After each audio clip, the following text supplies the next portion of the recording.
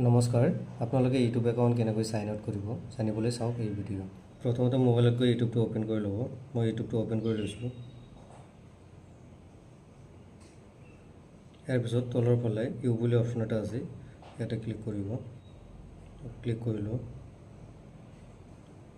ইয়াৰ পিছত চাওক switch account ইয়াতে ক্লিক কৰিব মই ক্লিক কৰি লৈছোঁ ইয়াৰ পিছত চাব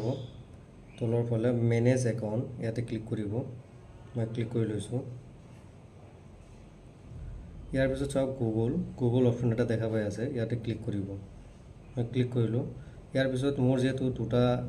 ইউটিউব একাউণ্ট লগইন হৈ আছে ইয়াতে দুটা শো কৰি আছে তো আপোনালোকৰ যদি এটা থাকে এটা শো কৰিব দুটা থাকিলে দুটা শো কৰিব আপোনালোকে ইউটিউবৰ পৰা যোনটো একাউণ্ট ৰিমুভ কৰিব এটোত ক্লিক কৰিব মই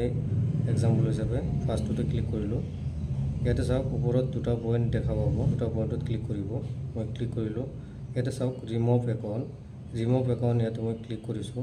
ক্লিক কৰাৰ লগে লগে ৰিমুভ একাউণ্ট পুনৰ ৰিমুভ একাউণ্ট অপশ্যনটোত ক্লিক কৰিব মই ক্লিক কৰিলোঁ ক্লিক কৰাৰ লগে লগে ইউটিউবৰ পৰা একাউণ্টটো ৰিমুভ হৈ যাব এতিয়া চাওক